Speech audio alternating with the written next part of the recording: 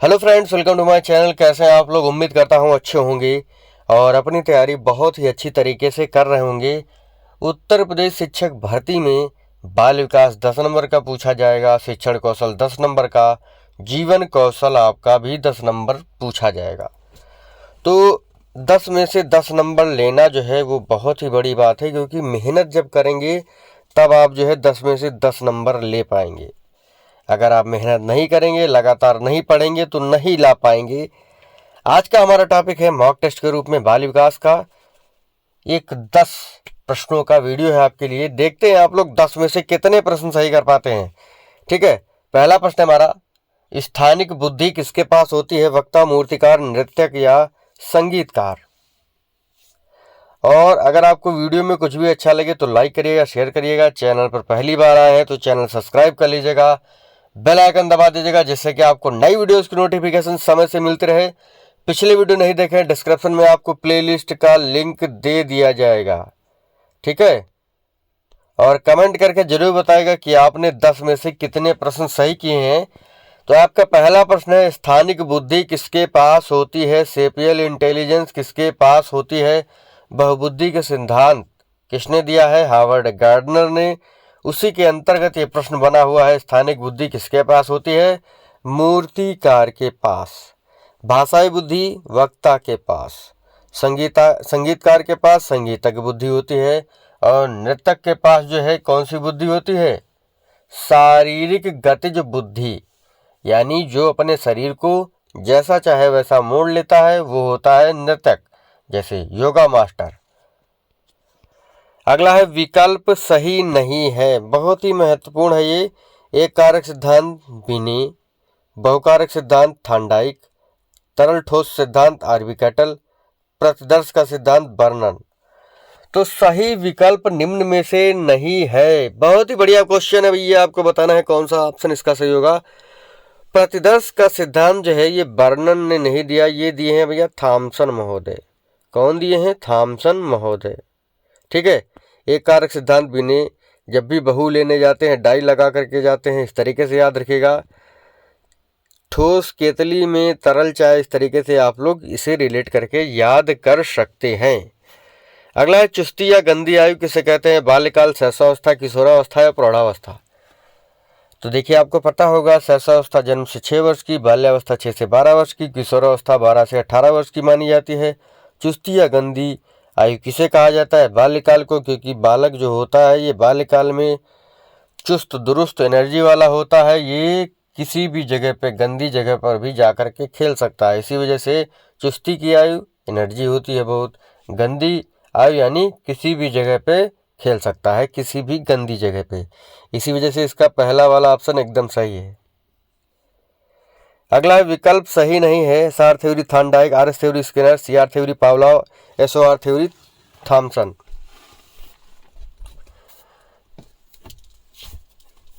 तो बताएं आप लोग क्या होगा इसका जवाब। देखिए, SR theory Thorndike, R S theory Skinner, CR theory Pavlov बिल्कुल सही। एसओआर थ्योरी थॉमसन नहीं, ये दिए हैं वुडवर्थ भैया। कौन दिए हैं? वुडवर्थ।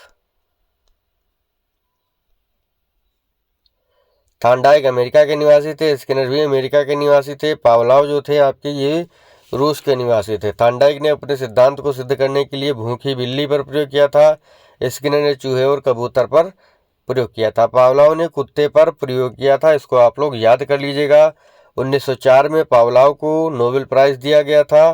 ठीक है, एकदम याद कर लीजिए। अगला है, मनोलैंगिक विकास का सिद्धांत किसने दिया है? गिलफोर्ड, फ्रायड, ड्रेबर या थांडाइक ने। बताएं आप लोग, मनोलैंगिक विकास का सिद्धांत किसने दिया है? गिलफोर्ड ने, फ्रायड ने, रेबर ने या थांडाइक ने। देखिए, ये दिया है फ्रायड महोदय ने। ठीक है, मनोलैंगिक विकास का सिद्धांत जो है फ्रायड महोदय ने दिया है। इन्होंने 5 अवस्थाएं बताई थी, उनको आप लोग याद कर लीजिए। पहली अवस्था बताई थी मुखावस्था। ठीक है, जो कि जन्म से 1.5 वर्ष की थी।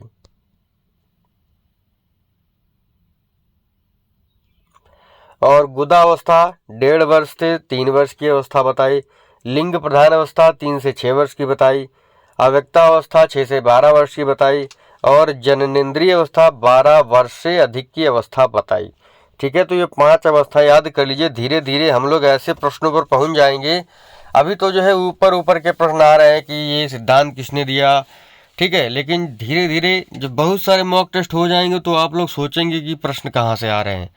अभी तो आप लोग हल कर ले रहे हैं क्योंकि थोड़ा सिंपल सा आता है मॉक टेस्ट, लेकिन जल्द ही बहुत ही तगड़े क्वेश्चन आने वाले हैं। व्हाट्सएप का नंबर मेरा दिया हुआ है, सुपर टेट के ग्रुप से आप लोग जुड़ सकते हैं। थोड़ा आपको फीस भी पे करना पड़ेगा। वातावरण वह बाहरी शक्ति है जो हमें प्रभावित करती है।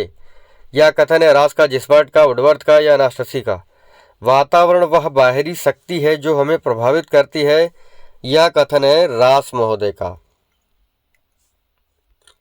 अगला है प्रॉक्सिमो डिस्टल में विकास की दिशा होती है सिर से पैर की ओर, पैर से सिर, बाहर के अंगों से केंद्र के अंगों की ओर या केंद्र से बाहरी अंगों की ओर।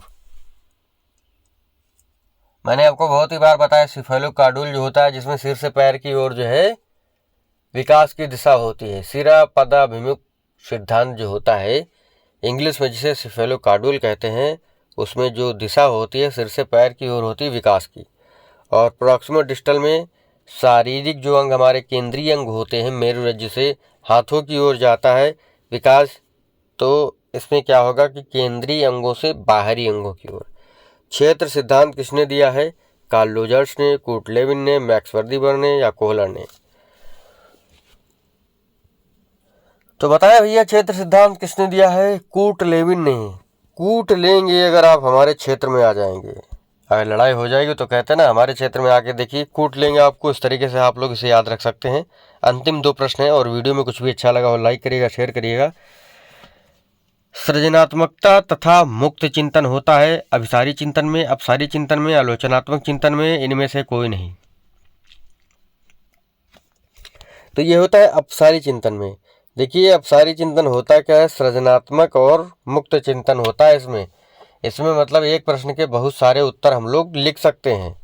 अगला है चिंतन मानसिक क्रिया का ज्ञानात्मक पहलू है। यह कथन किसका है? रॉस का, गैरेट का, स्किनर का, जनन का। ये भैया बहुत ही आसान प्रश्न है। और चिंतन मानसिक क्रिया का ज्ञानात्मक पहलू है ये कहा है रॉस ने। आशा करता हूँ आपको छोटा सा वीडियो अच्छा लगा होगा। मिलेंगे आपसे अगले वीडियो में, तब तक के लिए जय हिंद जय भारत। Thank you.